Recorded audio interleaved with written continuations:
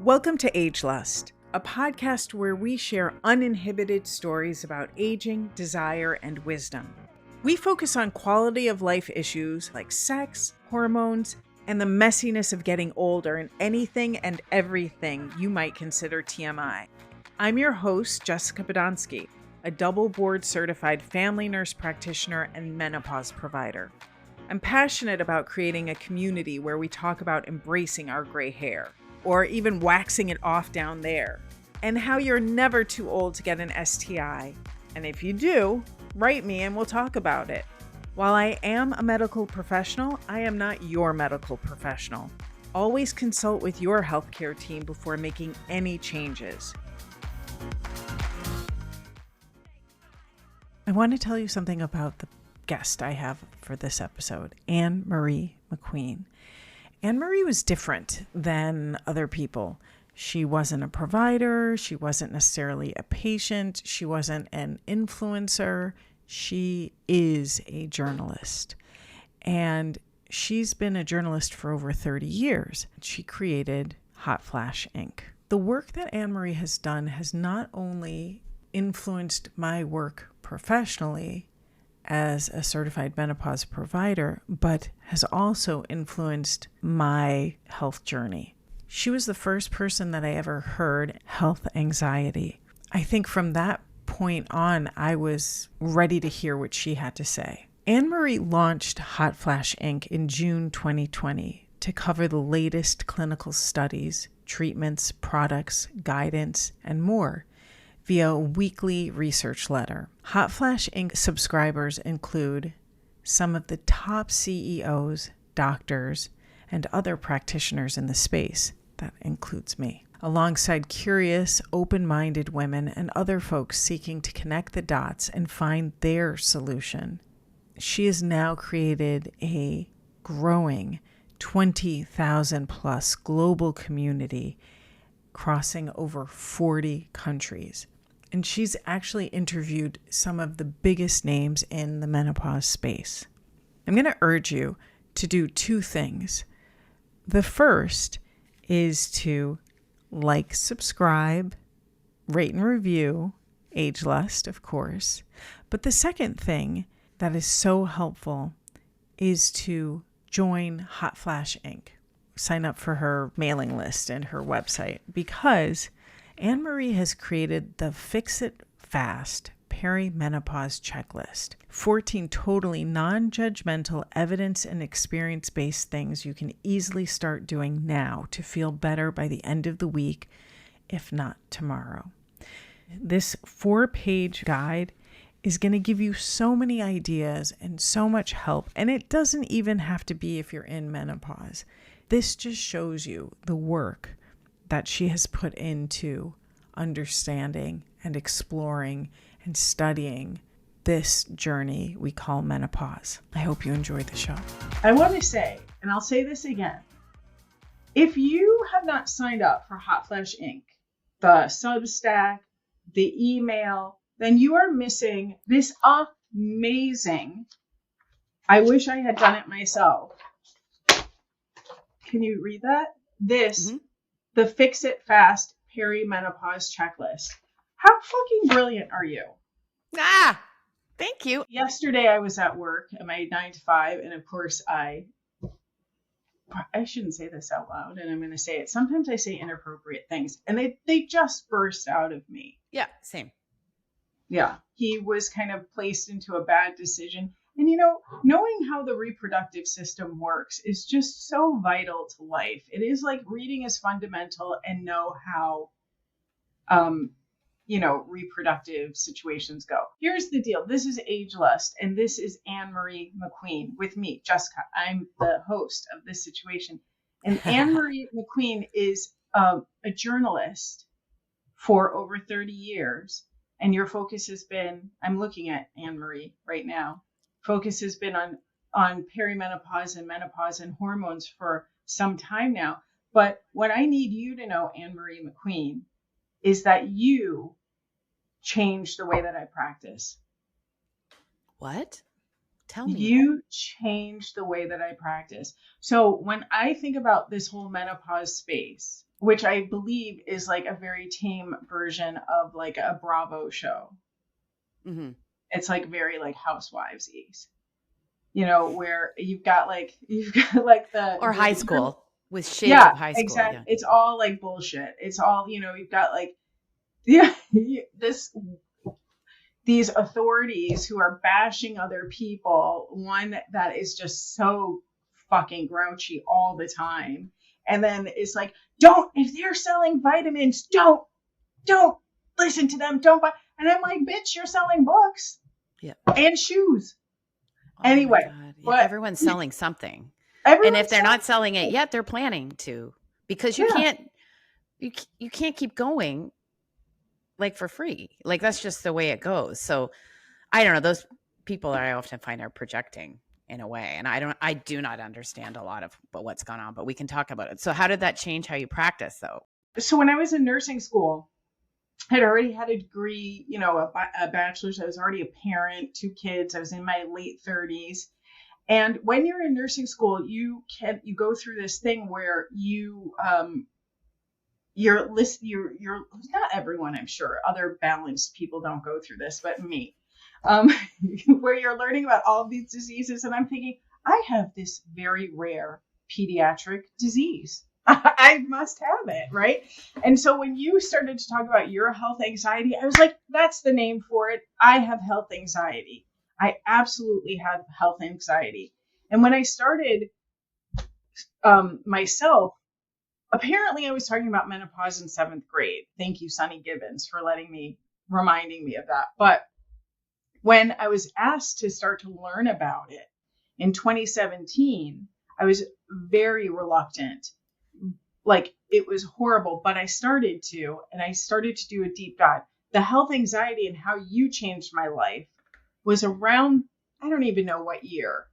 But the more I started to learn about menopause, and really Louise Newsome was an incredible help, Barbara Taylor, like diving into their information, as well as looking at going and doing like research on like using some of the more traditional ways, Sinal, and to do research in menopause.org, which used to be North American Menopause Society. Point is, I started hormones for me because I had super health anxiety around heart disease, because on my father's side, people just dropped dead from it. Not out of the blue, but my grandmother did. I never met her. My father had like 100 different heart surgeries, eventually died. I thought, okay, health anxiety, how do I relieve that? What does the literature say? So that's the first way. Second way, you had, and I commented on this, you had those pharmacists that do compounding. That completely changed my mind, because if you listen to what they say at NAMS or menopause, or, very traditional conventional medicine, its compounding is horrible. Meanwhile, my mother used compounders forever until she was unable to get her progesterone around 2003, right? With the Women's Health Initiative. Then all of a sudden hormones stopped. She stopped using them because it was hard to get them, but she had used them the whole time. So in those ways, and I think also your work with saying, I don't know, we'll see how it goes. Finally, I want to say, and I'll say this again, if you have not signed up for Hot Flash Inc., the Substack, the email, then you are missing this amazing, I wish I had done it myself. Can you read that? The Fix It Fast Perimenopause Checklist. How fucking brilliant are you? Thank you. I was just thinking I need to update that. You can update it, but it's awesome. Anyway, what's the deal? What were you journalizing before? I don't know what you call that. Journalizing. I love that. 30 years ago. I don't know if I wanted to be an investigative journalist. I don't know. I wanted to cover national political campaign, if not an American political campaign. Like I had big aspirations, and I didn't really think about health and wellness and lifestyles. But when I was 27 and my mom was 53, she died of pancreatic cancer, and I, was devastated. She was a very awesome woman and also very unwell. Like now that we know so much more, the fact that she got pancreatic cancer, isn't a mystery to me anymore, right? Like she had so many health problems that I think relate back to probably childhood trauma that I didn't know about. Because for someone to have just so many, always strep throat, migraines, endometriosis, UTIs, kidney infections, and then she later got chronic fatigue and fibromyalgia. And I know she had trouble with weight in those years, never went on hormones when she had her hysterectomy. She had a hysterectomy in her sometime in her 40s, but probably should have gone on hormones, right? I can't remember all this, but I was at a time that I think it would be her early 40s. That was the treatment for the endometriosis. And then her weight problems started, and then her endometriosis, or her fibromyalgia and chronic fatigue syndrome started. And I know that there was insulin resistance probably going on there and prediabetes. And I know now that there's an on-ramp to disease, something that's helped my own health anxiety, right? Because we're sort of told, like by newspaper headlines, that one day you're walking along and then the next, the worst happens. Yeah. So all that to say, I didn't realize that at the time, but it kind of shifted my focus, and I became much more interested in, I'd always been, like I was an athlete when I was a teenager, I was a figure skater and I always worked out, but I became much more interested in what's going on here, but not in a way that I was like, okay, I'm going to do this, and I still wanted to cover a political campaign. And I did do some of those things, but always along the way, I wrote a lot about about health, about the healthcare system, about science. And I think losing her at that age, I felt very aware of like another part of the world that science can't always explain. Although I feel that we're getting closer with the concept of like quantum mechanics and quantum physics, like stuff is really coming together. So that's kind of what happened. And then over the years, I just became more and more focused on health and wellness. And then when I realized I was going through perimenopause in my late 40s, I just love content and I love putting together content about things. And I just didn't see anyone doing it. The way I thought that I could do it, the way I knew I could do it. And it was funny because it was at a time where I'd say, well, I'm just going to send out a newsletter. And people would say, well, what are you selling with your newsletter? Because anyone I ever asked was only talking about email marketing. And so that was really confusing for me because I wasted a lot of time on people who were talking about email marketing. And I was talking about a newsletter that I would get subscriptions for. And then one of the things I think is so beautiful about the world is there's a kind of like a collective unconsciousness, because lo and behold, other people were doing this around the world. And then they developed mechanisms, like I'm on Substack, but there's a whole bunch of other ones. Funny enough, I read a book last year called Content Inc. And I actually cried when I read it because I'm like, this is the whole point of what I've been trying to do. So anyway, all of that to say, I don't think there's still anyone doing it. There's a few journalists that are writing a lot about menopause in larger publications. Yeah. But, and I'm not trying to criticize anyone, but journalism has really turned into a much different thing than it was. I call myself a recovering journalist in a lot of ways because I see the journalists, but they're kind of cheerleaders for certain things, right? Like I'm not a cheerleader. I'm not a cheerleader for stuff. There's stuff I'll get excited about and talk about because I have new information about it. But I don't want to be the kind of person where they're like, well, Anne-Marie would say that. Like Anne-Marie would show the latest study that the latest observational study showing that hormone therapy prevents dementia, when there are other observational studies that make things a lot less clear. That's not who I am. And right. The more I learn about this and I learn about science and I learn about how things work, yeah, I just don't want anyone saying like, well, you would say that. Yeah, but that makes people kind of cranky. Yeah. And you don't, like, there's nothing that you do. You're like, this is true and this could be true, or this is not true, which I love. And the kind of transparency about your own journey you did a post about heavy lifting, right? And weightlifting, which is funny because like now that's the whole thing. So one of the big name menopause people who has their New York Times, blah, blah, blah, blah, blah situation. And she's saying how her focus in the 80s was on being thin and now it's on being strong and all of that. And you came out, it's not in response to her or anything like that, but you were talking about heavy lifting and you were like, it does make some people bulky. Oh, that is my hugest. Okay. One thing, Jessica, that I just can't handle, and I've been through menopause, so I feel like I've been through extra like awakening to stuff.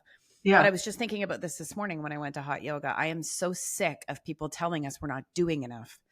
We're not doing enough. I want to scream. This has been my entire life that I haven't been doing enough in the right way. You know, when that doctor was worried about being thin, she was thin. And I'm quite sure she was talking about how important it is to be thin. And I just can't deal with it. And I saw, the reason I made that post was that I saw a podcast where this other big doctor, not in the menopause space, but just was saying, I'm so sick of hearing women say that they don't want to lift heavy weights because they'll get bulky. And it's like, well, I'm so sick of people telling me that I won't get bulky if I lift heavier weights. It's impossible when I have been lifting weights for a very long time. And I had a personal trainer when I was 35 and we were lifting heavy weights and I got in very good shape. And then one day I was in the mirror and there's nothing wrong with bulking up, like nothing. Yeah. But I looked in the mirror and I was wearing a black tank top and I said, oh my God, like I'm looking like a German weightlifter at the Olympics. And he was like, no, you're not. No. And it was the first time someone had just like told me that what I saw in the mirror and what I felt in my body wasn't real. Now, I didn't look like a German weightlifter.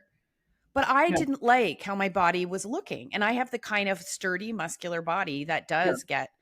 And over the years, I've tested trainers. I've interviewed a lot of trainers because I ran a health and wellness site in Dubai for 6 years. And I started to just test them. I used to test them about a lot of things. I test them about, are there any differences in women working out in their 40s? No, it's calories in, calories out. And I would test them about this. And people have the craziest explanations. And one trainer even came in on Instagram and said this to me, like, it's the word bulking up. That's like, I'm sure that's how you feel, but that's not what's actually happening. And then they explain to you that why.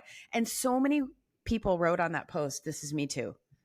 Like, so, and there was a really big influencer that I was talking to behind the scenes. And she said, she's had me thinking about it before that. Cause she said that she bulks up and maybe it's not bulking up like I'm on a stage covering myself in like brown oil and, like, no, but it's the way I feel. And this is just a larger extension of like, there are all these women walking around making things harder for other women in the name of helping other women. And I can't stand it. Right. And the conversation should be like, you need resistance training for bone health, period. So here's a funny thing, right? When I think about me, I used to be a bodybuilder. I had 11.5-inch biceps. I had a 42-inch lat spread. Right. So that means like, I don't even know what that means. So it's like when I'm wearing a big shirt, but like these right here, when I would like spread out, it was 42 inches down. I did 375 leg press. That is how I love being bulky. Okay. Like I love banging on the muscle. Yep. I don't want to be like, there was one time where I stopped bodybuilding and then it all will convert into mush, right? If you don't do things properly.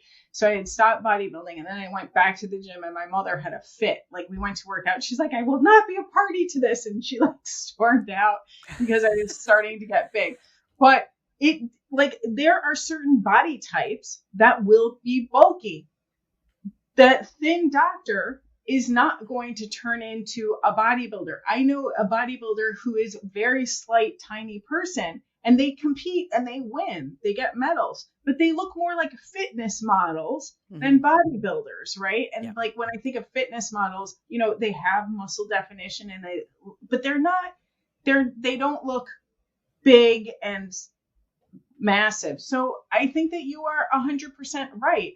And there's but Pilates will make you strong too. And there's a deep strength that happens. So I really actually did appreciate that, and when we think about like hormones and we think about people taking testosterone, there are some of us who want testosterone, for the libido stuff and the bone strength, but they're also like, I am used to feeling really strong.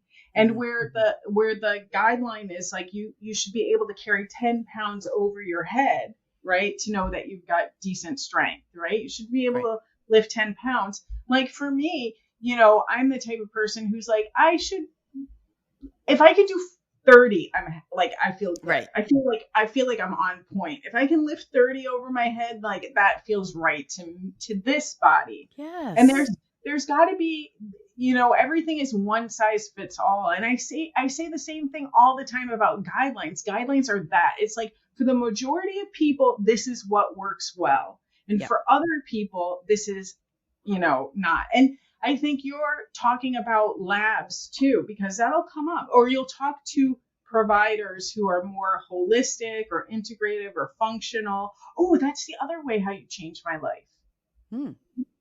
Because you introduced me inadvertently to Carmen, who has the advanced practice, who's a smart provider, who is so smart. And that introduced me to this other provider, Gina, who is like, it's just really, and that's, you're the center, you're the connector to that. There's a lot of gaps, Jessica. There's a lot of gaps, and there's a lot of people defending their positions. Yeah. And I think, all we ever hear is these conversations about how people can't get hormone therapy and people can't get doctors and they can't get treatment. That's great. That's a great conversation. And I think we're addressing those things. But after that, there are a number of gaps and people defending their positions. And that's only hurting women.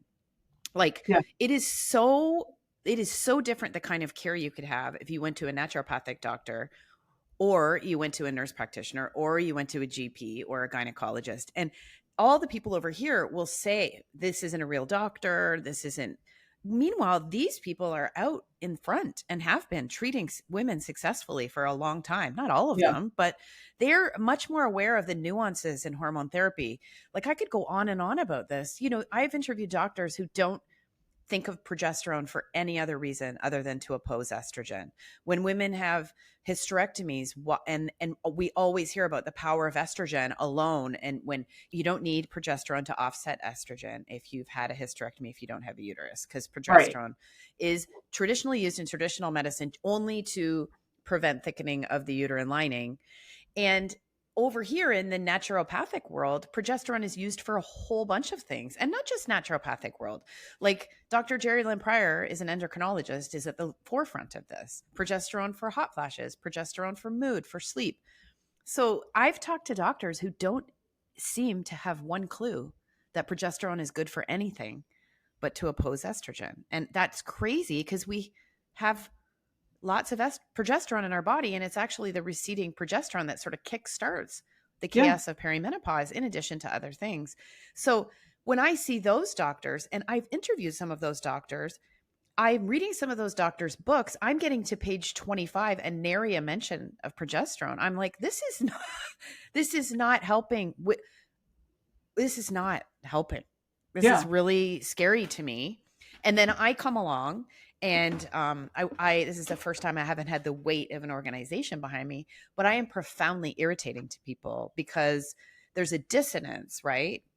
I have a friend who's an ER doctor, and when I tell him some of the stuff that I tell him, I can see that he's pissed off at me, right? Like he's mad, and I know why he's mad, because I know the same feeling when someone tells me that I thought I knew something and I don't know it, or that there's new information or things have advanced.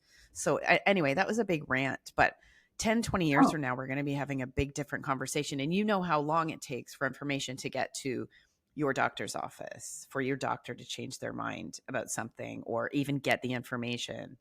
We're seeing that a lot with the fear that still lingers over estrogen, and how there's many cases where you can take estrogen if you've had cancer and that kind of thing. So it's just this defensive positions. I steer very clear of those people to talk to them, because I'm not interested anymore. Like I have gone after some of these big doctors and had some of them, but I'm not interested really, because I don't think that's helping us. I love that the message is getting out. I love that there's, this swell of information, but I don't like when someone doesn't know what they don't know.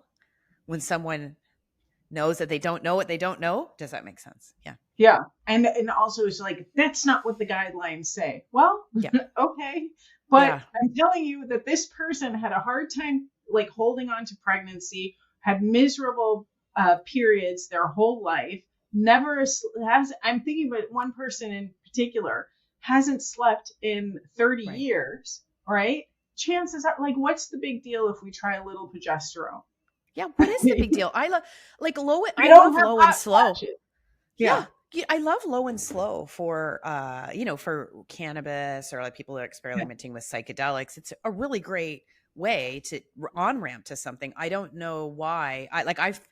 I personally see progesterone as a really nice low and slow on ramp, and it's like haram in the world of mainstream medicine. It's like estrogen all the time. But the guidelines are interesting, because the Menopause Society guidelines in 2022 for alternative treatments were like a joke. Like they were actually, I felt like I was reading, I don't know what I was reading. It was like, and I can't remember it all off the top of my head, but I know there's like CBT, cognitive behavioral therapy, which that makes me want to punch somebody in the face, because putting a rubber band on my wrist. I'm not a psychologist. I'm not a psychiatrist. There's more nuance to it, but putting a rubber band on my wrist every time I feel stressed or whatever it is, like whatever I'm trying to break that behavior for, when, you said something really important about this whole concept of your mother and trauma that she went through. Like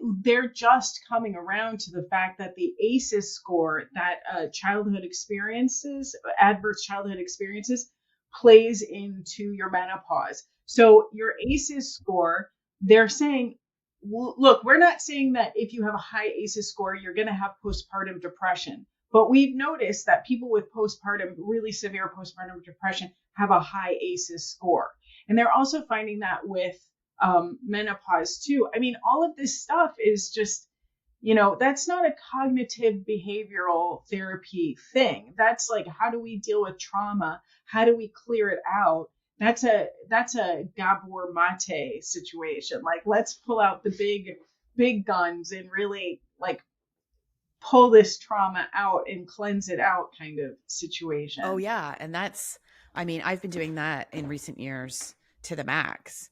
I'm reading Kate Codrington's book right now. It's really, I love it, Second Spring. And it's just a really gentle way to look at perimenopause. But she says, this stuff comes up in your 40s. Maybe if you've had children and you had postpartum, you're able to clear it, but it comes up, it's another chance, because Second Spring is the way in Asia they'll describe menopause, right? And before that, there's other seasons. So you're working your way through the seasons of your life again. And that is the time that you're brought a chance to work through this again. It's like, these are the things that we can't necessarily touch and feel, even though science is showing it. And it will be hard for people to understand who haven't opened their mind to the fact that your body is really intelligent, and it's talking to you, and it's saying like, we need to work through this stuff. I feel scared about the current menopause conversation in another regard, because I feel like it leaves this stuff completely out. It's a very physical conversation, and this is a psychosocial, spiritual transition. And I just think you're robbing yourself of the chance to do all of the work. And I know it's a time of life when we're crunched, and I know it's a time of great grief and challenges and whatever. But if you just chip away at that work, there is a tremendous amount of relief on the other side. And, the conversation about like getting back to where you were, like, I don't want to go back to where I was. Mm-hmm. I was so unaware. I had a lot of pain from my childhood. And, I always say you didn't have to be chained to a radiator to have this stuff, Even in a family, different kids have different parents, basically, because I had parents, and then my brother 2 years later had different parents because we're different. And also that they say there was a lot of shame in my life because I wasn't chained to a radiator. So why am I having all this? Well, I'm an extra sensitive person. I had my own challenges. And we know with these adverse childhood experiences, it doesn't matter. It could have been quite mild. It's the way you perceive it. Like Gabor Mate's done the greatest work on this.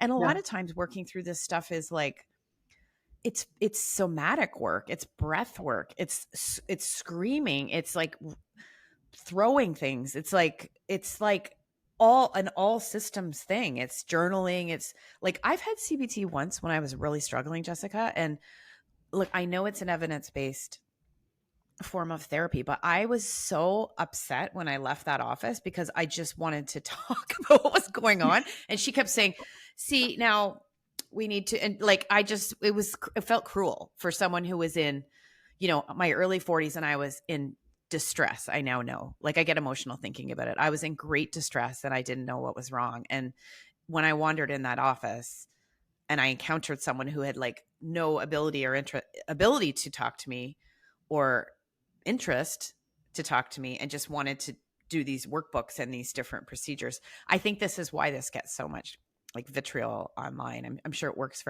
very well for a friend of mine who had anxiety years ago, but that was a really upsetting time sitting there going like, this is not what I need. Yeah. I also, if you come from a background, and I don't know if this is you, where you had no sense of validation of your feelings, right? And to go there and say, put a fucking rubber band on your wrist. Yeah. Yes. Like, I guess that's why it was so hard, right? Because I didn't have that. And then it's just that again, you try, like, there's nothing worse than when it's so hard to find a therapist and you go and you have to go to your GP and you have to get referred. And then when you find someone who's not okay, it's like, it's very hard. It's very, very hard. That was the second time that happened to me. And I have all the sympathy in the world for someone trying to do this because, I remember I went to another therapist. Now this was an actual therapist, and this was a long time ago when I was grieving my mom, but I remember her saying like, we have to get you out enjoying the city. And I was like, I'm enjoying the city. That's the problem. So that's it. Thank you for telling me why I got so upset in that CBT office. Oh, you're welcome. I just thought it was one of those times in your life where you have a outsized reaction. And then this is one of the things I love about going through menopause too, because I'm looking back and these are just popping up all over the place, right? Yeah. Times you just thought you were a maniac. Yeah. And you go like, oh, fuck. Yeah. Even your friends. I have a friend who like is, I don't drink. I haven't had a drink since I was 25, right? I come from a family of no drinking. Misusage, like severe, like notorious in Chicago misuse of substances. So, I have a friend who really was maybe about 5-6 years ago was really losing their shit. Like they would have a cocktail or some drinks. And I was like, this is a fucking maniac. And I was like, what I realized now that they're on the other side of they're postmenopausal, I was like, oh, that's what was going on, and as somebody who like goes through life sober, completely, it's a weird lens to see people through, but I can have kind of compassion and grace now to be like, oh, I put all this judgment on them, but really they were going through this really challenging, deep transition. My reaction to my own, as I still am going through it, is different than theirs. The thing that just came to my mind too, that I think happens, or I've noticed with myself, everyone's like, I don't give any, no more fucks to give and all of that kind of stuff. But really, I wonder if it's like we come to face, especially those of us who have lost our parents. And I have still, thankfully, one parent who's around. But I remember my father and my mother at this age that I am now, very vital. And I remember turning and looking at them. And all of a sudden, like everything changed. Like there was a slack in their jaw or something. And it's like, oh shit, they're old. And then to lose them, it made me, and also being past fit, like I'm not going to my plan is to make it 50 I'm 55 more years. Like I want to do the tricentennial, and then I'm like a couple more years and be done. Right? Like that's the plan. But chances are that may not happen the way the world is going. Mm-hmm. But I think that there is this reckoning that happens that we say, oh, how have I abandoned myself? Mm-hmm. Where are all those times that I've gotten mad at these external people? And yes, they did fucked up shit, but I stayed, right? Or I stayed, and that I was complicit in it, you know, and that could be with intimate partnerships, friendships, work, like so many different things. And so then we say like, you know what? Like, it's not that I don't give, it's that I give so many fucks about me for the first time. Yes. I need to make better choices. And oh my God, nailing it. That is exactly it. And the worth, I don't know, it's coming from, I guess, doing work, but like for myself, I never have gotten married or had kids, and I would have loved to. And I have a lot of grief about that. But first, I didn't meet like a candidate, but I do believe you attract people who are at your energy. And I put up with a lot of stuff. I abandoned myself. And that has become impossible. As I started to pass through menopause, like after that transmenopausal year, the months after that, it's impossible. I cannot. It's, and so I don't know where that worth is coming from, because I never was able to be like that. Like I was just dating someone over Christmas, and then he did that thing where they're trying really, really hard, but then they're just like not, like a little bit less. And I would have like, you know, because of my particular psychology that I've worked through, I would like be trying to make it keep going. And I just like couldn't, like I just wasn't. And I've tried to be the person who's ignored a text message my entire life. I've never been able to be that person. And now I am that person. And I think doing a lot of work, but I also, menopause has had a huge thing to do with it. Yeah. It's fantastic. Yeah. Yeah. It's that in that menopause brain book, it's that like making space and the reformation of the brain and like what we have space and time for. But it's like absolutely not giving no fucks. It's about like giving all the fucks about me for maybe the first time for some of us, you know? Yeah. And I feel I'm getting like choked up when you're talking about it, but we were so outwardly focused in so many ways and abandoning ourselves so much. And that's just one of the aspects that I feel like gets lost. And in the narrative, I don't have any more fucks, you know. It is true. Like I started a new contract, my caring about like the things that would have driven me nuts 5-10 years ago, worrying about this and leaping in to fix that. Like that is, I don't care as much about that for sure. In the new job, it's like, I'm good. Like if you know, this is going to work out, I'm not going to sit and obsess about an email or whatever. But there's just a lot of narratives in this menopause space, and this is one of them. And it's not helpful, because if you're a person who cares deeply and you're seeing this and you're like, I'm not feeling like that, then it's just really discombobulating, right? Like, yeah. I'm really a big fan, Jessica, I've been learning a lot about cryptocurrency and blockchain for the last 6 years. Yeah, you mentioned that. Yes. Yeah. And so I don't know why, like I just wanted to, and it's been really hard, but I would challenge anyone to challenge themselves with something crazy and off the beaten path for them, because the feeling you get when it starts to come together and you understand it, and I understand like 5% of it, but in the crypto space, there are narratives, and the narratives are, you know, okay, this bull run that's coming, they're AI, they're decentralized finance, they're layer 2, they're all these things that people won't understand. And I think that's interesting, because there's people who I seek wise counsel from that I trust in that space, and they're like, look, it's a narrative, but also you could make money from it, right? Because it's a realistic thing. Like investing in tokens that are for AI projects is real. There's also meme coins. That's a narrative. That's nothing. You're just like basically gambling.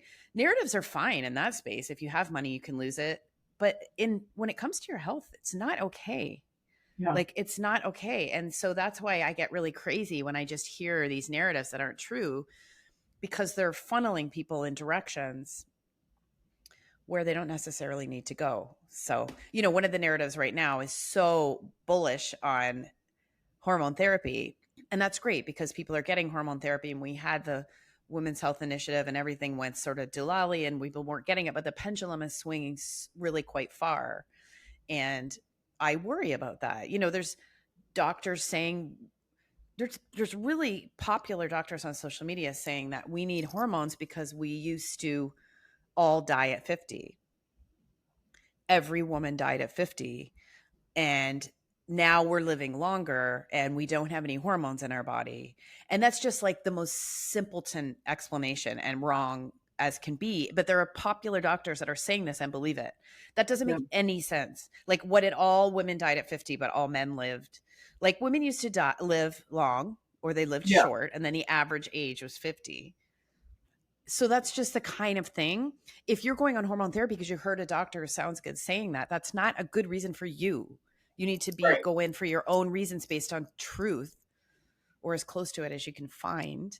You know, and there's all sorts of shortages of hormone therapy. Like I'm the person who's like saying, like, you know, maybe you don't need hormone therapy. Maybe you need progesterone. Maybe you do need hormone therapy. This is profoundly irritating to people because it is a narrative.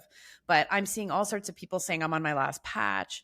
There's a worldwide shortage. There's a shortage in New Zealand. There's a shortage. Like, I personally think it's a good enough reason to just maybe hang out and not go on hormone therapy for a while, because you might not be able to get it.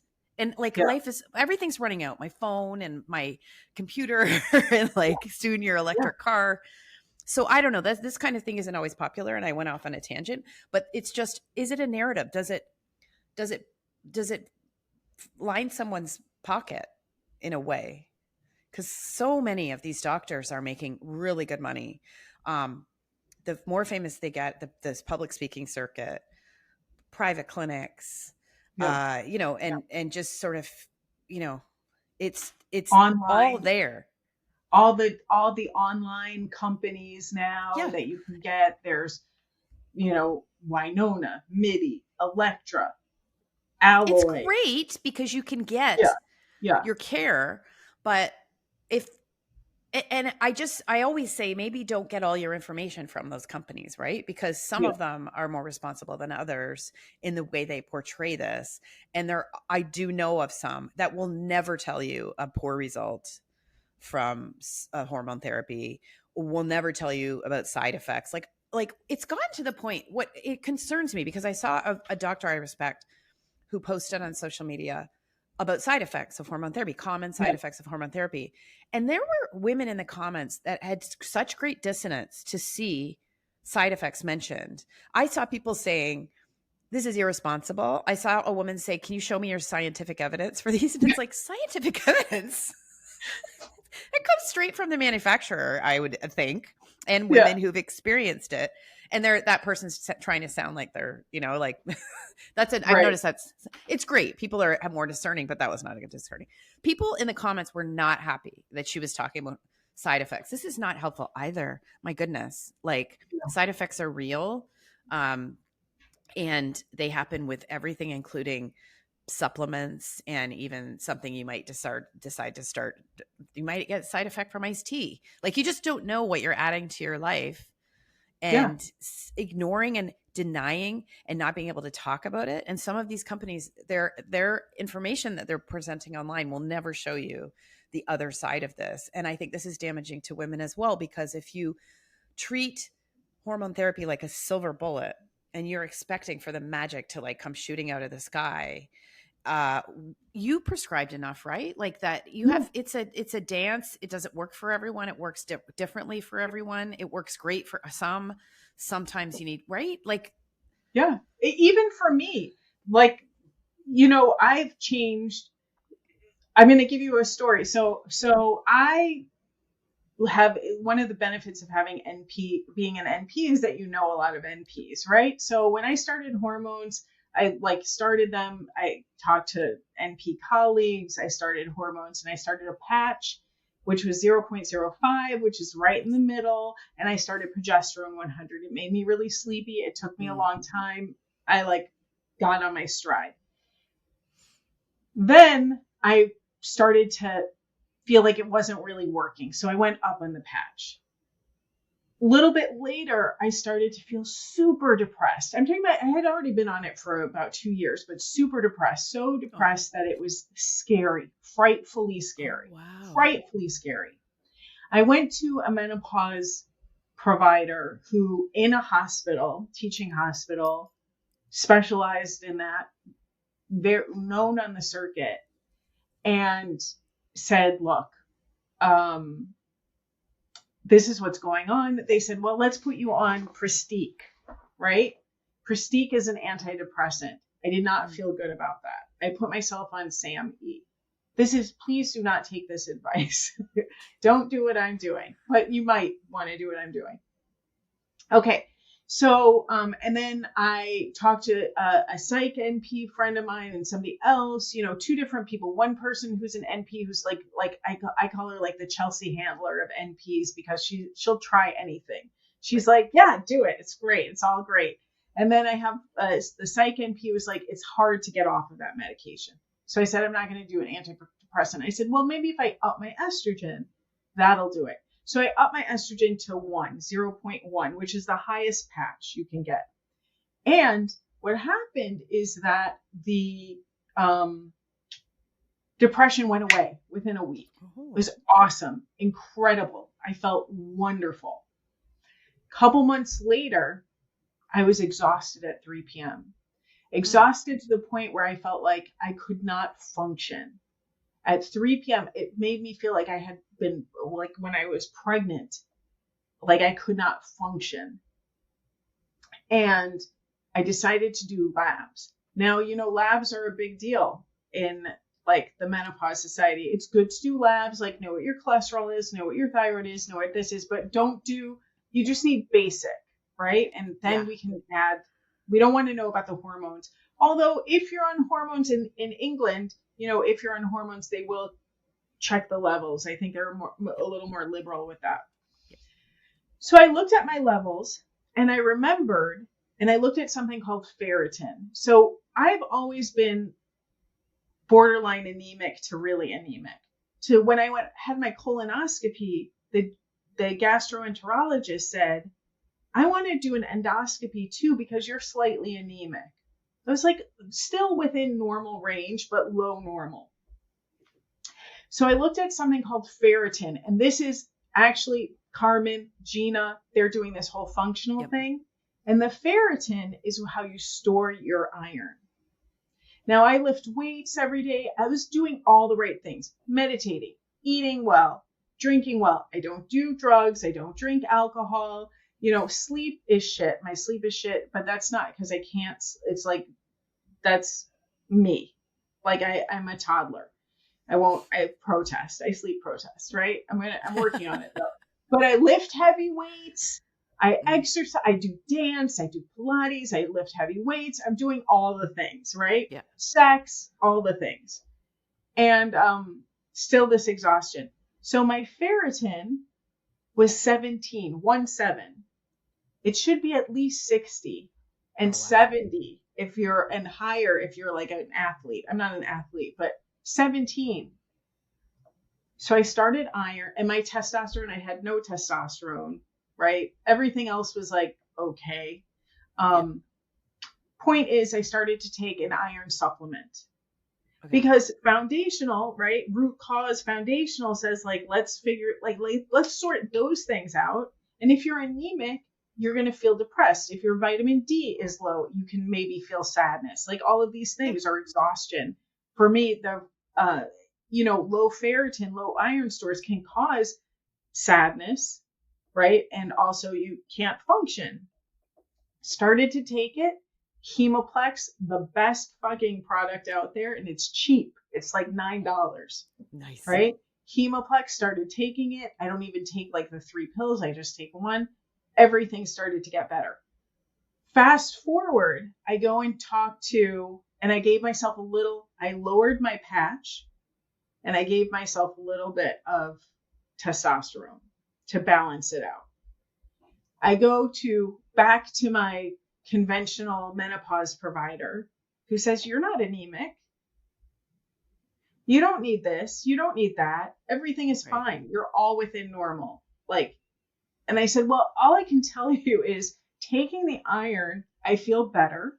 Yeah. I'm increasing my protein. It allows me to take the pressure off because, that's my whole thing, right? Take the pressure off so I can eat more protein, so I can drink more water because I can function, right? I want a little bit of testosterone and I want to cut my patch in half. Yeah. And I have no sadness, right? Wow. I have no sadness. So it's not like one thing fits all. And we cannot keep slapping hormones on, which is one of the person who's kind of running this group of functional people, is like, we cannot just slap hormones on everything. Like, but that's the narrative, is that you can slap hormones, and even people will make fun of people who test to that extent, right? That's another narrative, is like, if you have a doctor who says you need this extensive testing, you don't need that in perimenopause. And it's like, yeah, you don't need it to diagnose perimenopause. They always say that. It's like, no. No one's saying you need it to no one's using it for that. They're using it because you are still not feeling well in whatever way, and they're trying to get to the root cause. What is the problem? Getting to the root cause. And you say to the patients, listen, this is a snapshot of that moment of time. So if you're cycling, where were you in your cycle? Are you on hormones? Like, what's going on? Like, what is happening? And the funny thing is that, like, my FSH and LH, right? So those are the hormones, like follicle stimulating hormone and luteinizing hormone. So it's like saying, like, release the follicle. Okay, now crack it open, let the egg out. Like, I still have some. My numbers aren't super high. I'm still cycling. It's stupid. I want this shit over already. I'm done. I want this. I'm sick of it. But I wouldn't know that. I wouldn't know that if I didn't run the labs, right? To say, like, wow, at least at this point in time, when I took it, at that snapshot, shit thinks that it can work. Yeah. First of all, we have the ability to test, and yes, it's expensive. This is always the way to sort of denigrate, is like, sometimes this extra testing is expensive, but it's not like you're doing it all the time. No. And I also like how you it doesn't. And I also like, you said you went down on your hormones. That's another sort of anti-narrative thing. A lot of people would be like, well, why, Jessica? Why would you go down on your hormones? I mean, there's cases out of the UK where women are on these like supra-physiological levels of hormones, and they're not great. And guiding bodies in the UK have come out and said you need actually to prescribe more progesterone.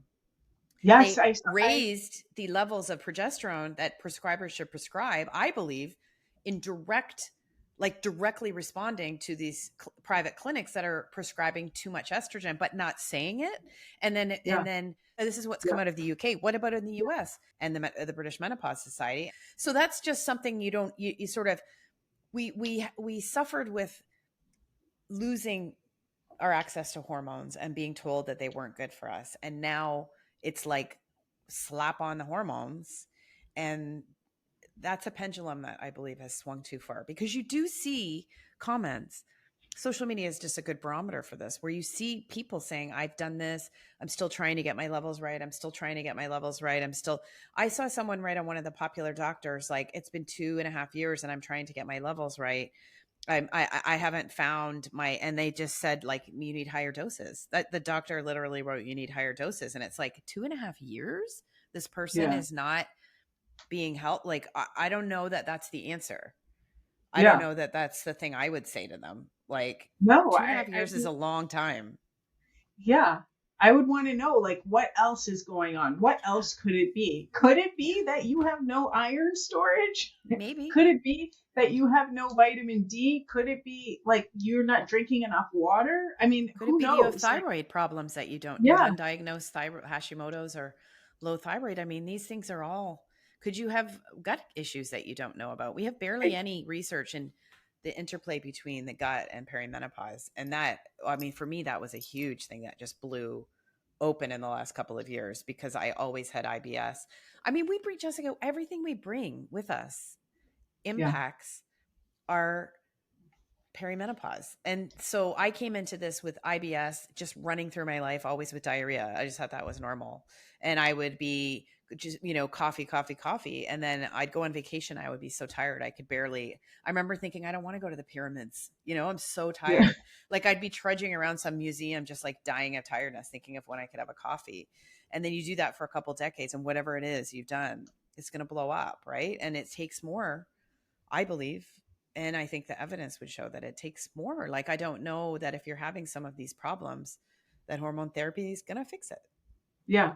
I don't believe that it will. I think it can help. Yes. But I think you have to kind of start from the basics, if you're not like whatever, it's always like it maybe a touch will help you to make changes to start to investigate other things, but it shouldn't be that is the answer necessarily. I don't know, and I'm sure I'll get, people will not like that I'm saying, oh, who cares? Nobody knows who I am. I don't care. I mean, the one thing that makes me nervous too lately is this correlation that people are seeing between people who had really severe hot flashes and night sweats and an indication of future cardiovascular disease. Like this is sort of like a signal or a sign. And I get really nervous when people have terrible hot flashes and night sweats and they go on hormone therapy and it's done and they're fine. And I haven't done a deep dive into this and the evidence or anything. Just common sense says to me, that makes me nervous. Like the hormone therapy could be giving you the protection you need to like mitigate that. Or wouldn't it be great to just check everything out and ask, why did you have such a hard time with hot flashes and night sweats that you were debilitated, as well as giving you hormone therapy so that you can live now, as well as the protective benefits of hormone therapy. Like these kinds of things, this is where the conversation is just so simplistic. I would want to know why all of a sudden I started having crazy hot flashes and night sweats.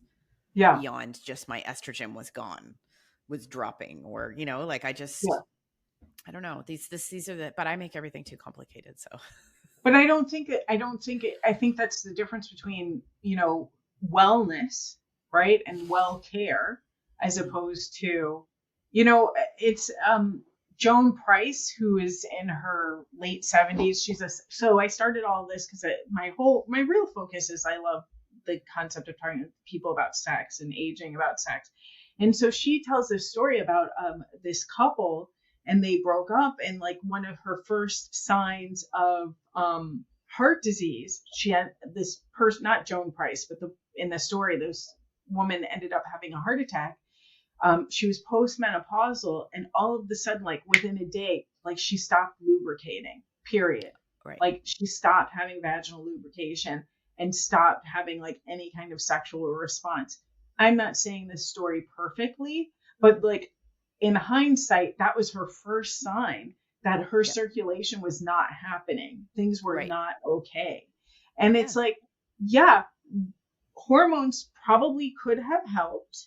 Right. But also, going to see a cardiologist and making sure and or doing a couple extra blood tests, for somebody who has maybe a family history of heart disease, that's super important, or the $75, $100 that it costs to have a cardiac calcium score done, is worth it to me to pay. Like you can put your pennies together, even if it takes you 6 months to put that together, to know that the next 6 months you will be supporting yourself in a really healthful way. I don't see the flaw. Like I get it. But again, your vaginal health and this discussion that it's just simply the loss of hormones. There's so many other indications that it's a bigger question than that. I interviewed this awesome doctor, Bruce Webb, in Arizona, and he passed away. He was like my favorite. He was an OBGYN, and he's the one who first said to me so many times when I clear up women's gut health, their vaginas clear up too.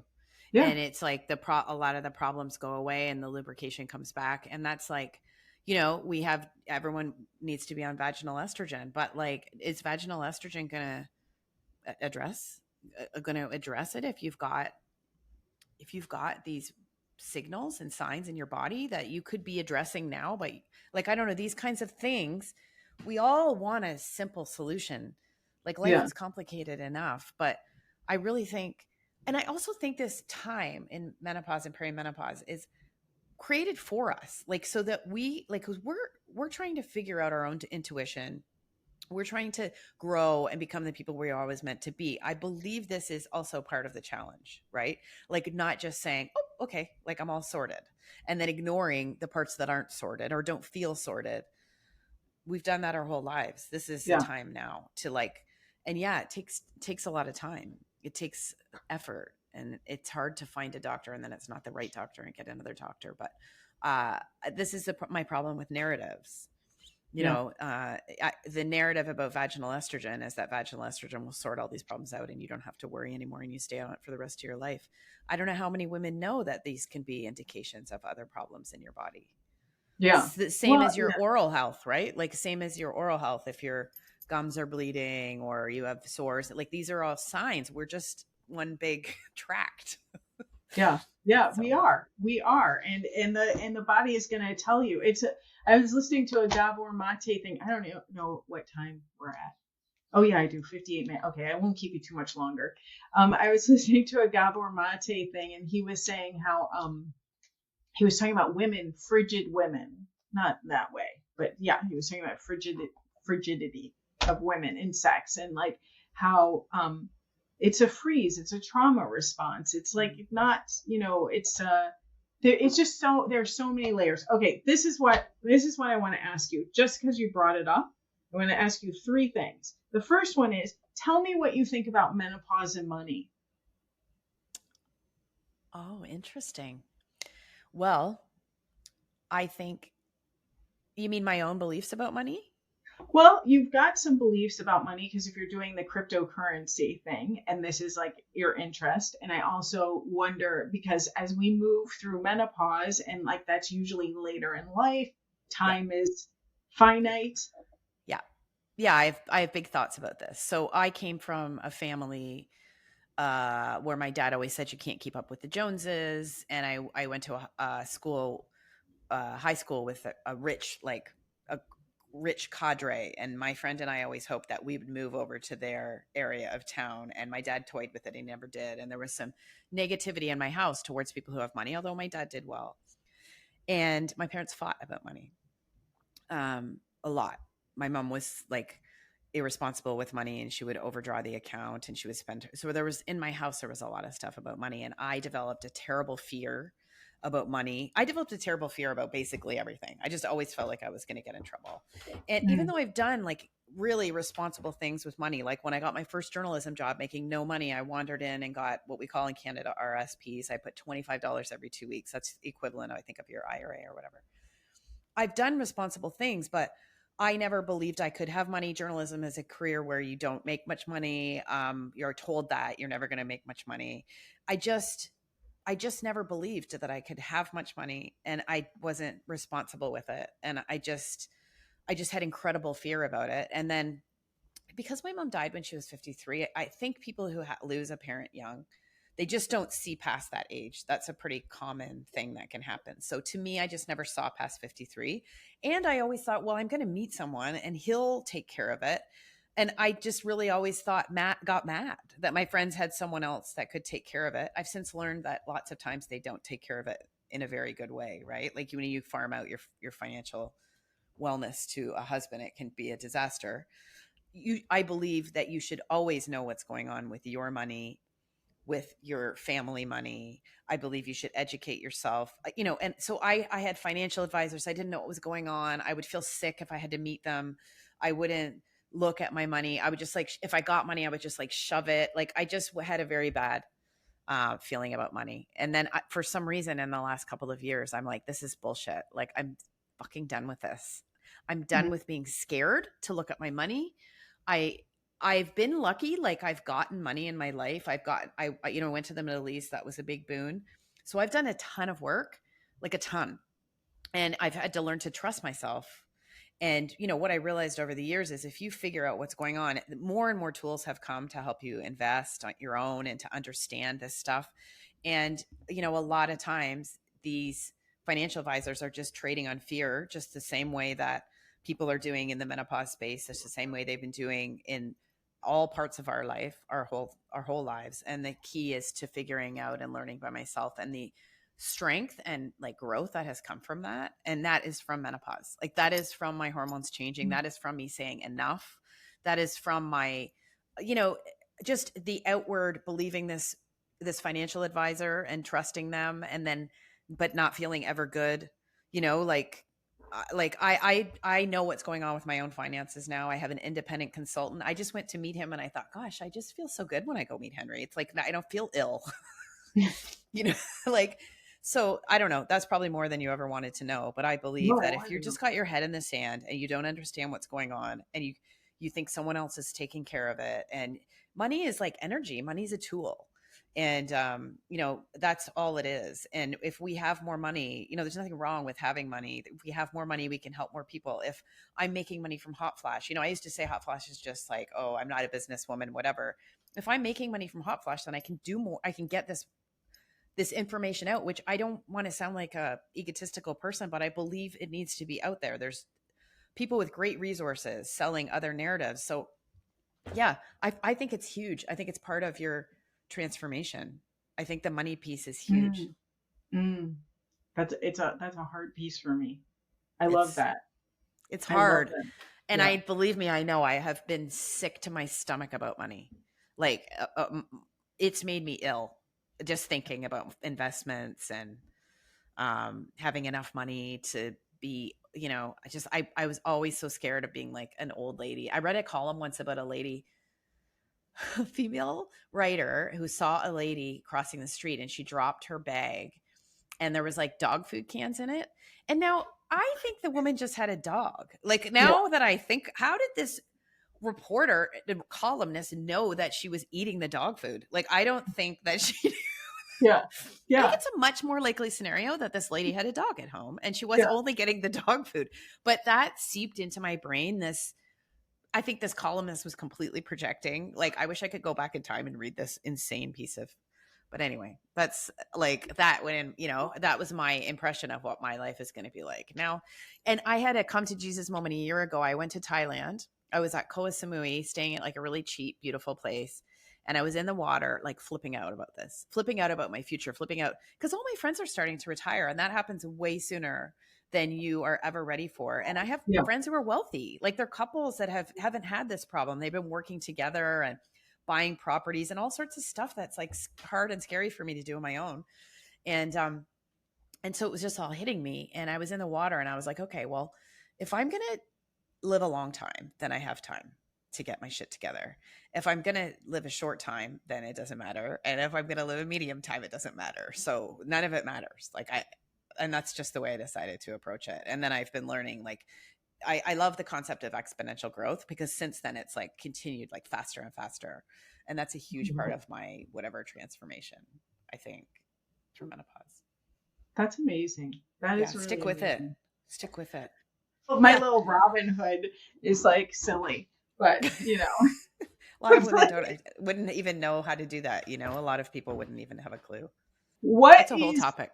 Yeah, right. What is next for Hot Flash Inc.?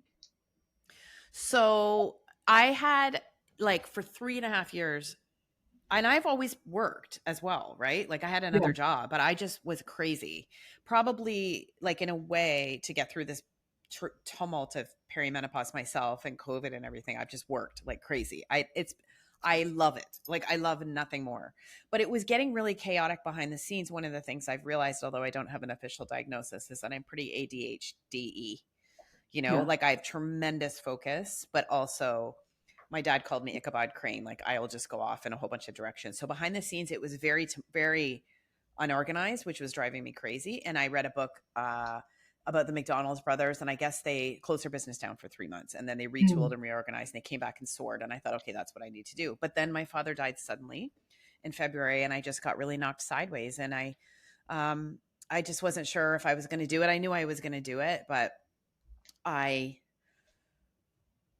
didn't know how, right? And then I had a couple of companies come that wanted to sponsor the podcast. And so I'm going to bring everything back in a couple of weeks, and I'm going to get going again because I can't imagine not doing it. And I've come so far, if that makes sense. So that's next, just getting that going. And then I really think I'll start looking at, I know everyone does courses, but I really think that there needs to be like a larger tool of some sort of what everything I've put together. Because what I see out there is really pretty one-sided. And I think people could really use sort of a glance at all the information so they can pick and choose. So, but first things first, I'm just going to get the podcast and the newsletter, which is on Substack, which is a community that you sign up on. It's not that hard. You just go there. You signed up for Substack, right? Like it's, So it's, if you've never been on it, you're like, wow, it's another new one. But anyway, that's just the place that does it for me. Easy. And I'll have a free one always on the weekend. And then I'll probably start a paid, deeper researched pieces that will come out during the week.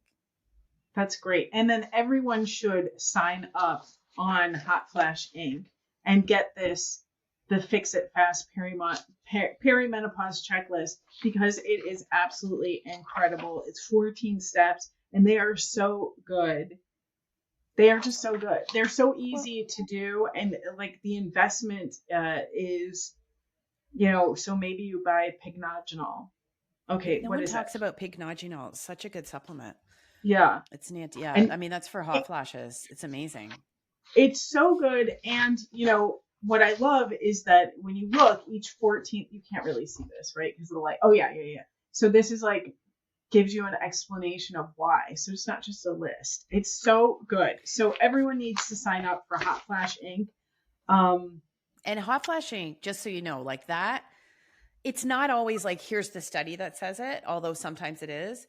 Sometimes this is a practitioner who finds that this works. Because I based Hot Flash Inc. on scientific evidence, expert experience, and human experience, because I just feel like science can be used to discount so many things if it doesn't exist. And I think a lot of times science just the research just hasn't been done yet, or done to the extent that will satisfy. But there's so many things out there that people find. So I weighed it all together.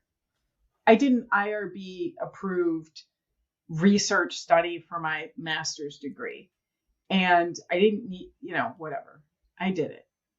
And the thing is that you have this expectation, and you can skew shit to make it look like, oh my God, yes. This is like, who's paying for the study?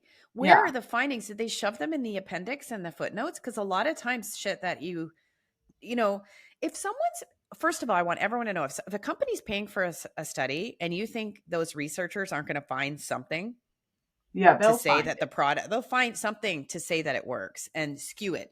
It's very easily skewed. So that's thank you. That's one of the reasons. It's like, science is done by humans, and humans can manipulate. Even with me, to sit there and know that, like, in my gut, I still think I'm right. I still think my hypothesis is correct. I didn't ask it the right way. I didn't do this. I should have done this type of study instead of, I should have done qualitative instead of quantitative, and and I didn't ask it the right way, and it was a bilingual study, and but to sit there and be like, I have to, like, this is what came through and it says I'm wrong. So, that's got to be really tough. Well, one of the things that disturbs me about the dementia narrative in menopause is that a lot of the research in dementia and Alzheimer's is potentially flawed as well. Like there's been a situation over there with and people do research, and then they base research on top of that, and base research on top of that. And I'm just not sure about a lot of it. That's all. Yeah. I think that there will be like a shift towards looking at people in their later years, like 70. Like, I think that, like, just bringing it back to that whole progesterone thing, I think there are so many women in their 70s and 80s who would benefit from a little progesterone cream just to chill them the fuck out. Yeah. It would be amazing. But what is the one thing that, if there is something that pops in your mind, that's the most surprising thing you've learned in this deep focus that you've done in hormonal change? Is there one thing that stands out for you? There's a lot. It's hard to pick one, but I'm just going to say the number of people who don't seem to know the difference between progestin, the synthetic form of progesterone, and progesterone. I see people all the time talk about the hormonal coil and progesterone. I was just on a panel with someone who's got a whole organization about menopause and doesn't seem to understand that that's not progesterone. And I've had doctors on my podcast who don't seem to understand it. And this is super alarming, because if there are risks from hormone therapy, then they seem to be coming from the progestin, the synthetic progestin that's also in the birth control pill. And that is one of the biggest gaps. Like, come on, what are we talking about with certainty and confidence if you don't even really understand or it's like appear to know the difference? It's crazy to me. This is when I'm like, I'm a journalist. Like, I'm not a doctor. I'm not a scientist. But that's a very basic thing that I would want everyone to know. Yeah. All right. Anything else you want to end with, or no? Well, I just love knowing you. And we actually met in New York. And it was one of the greatest things a year ago. And I didn't even know that I was going to meet you. And I think you came with Rachel Hughes, who I love as well. And anyway, I strong-armed my way in there. I love it. I love it. It's just one of the greatest gifts. I didn't think at all about the people I would connect with around the world. This, and not a group of really sort of deep thinkers and open-minded people who are happy to, no problem to be proven wrong or to discuss things in a rational way. Like, there's a whole other group of people that are doing this, and you're one of them. And I'm just so happy to know you. Oh, I'm so happy to know you. All right. Anne-Marie McQueen is the McQueen of this whole menopause situation in my book. Aww. And so everyone, I'm going to list all of your how to find you. And thank you so much for your time. Thank you. Okay, I'm sure you learned a ton from that episode. Anne-Marie is not only an expert in journalism, menopause, but also apparently a finance expert. So maybe we'll talk about money another time. If you like the show, please rate, review, and if you're watching it on YouTube, hit the little bell to subscribe. Because the more you subscribe, rate, review, all those things, the more other people get the word out, and I can get feedback, and I can bring you other guests, ideas, topics that are important to this AgeLust process. And again, I want to remind you, sign up for Hot Flash Inc. Sign up for Anne-Marie's mailing list, listen to her podcast, read her newsletter. She's got a Substack. Thanks again. And until next time. If this podcast is helping you, please subscribe, rate us 5 stars, and leave a review. You can write in with questions at hello@agelust.co, and I'll answer them on the podcast. If you want clarity on your aging journey, you can book a private session with me on my website, agelust.co. That's AGELUST.co. We're on all the podcast platforms as well as YouTube and Instagram. Links are in the show notes.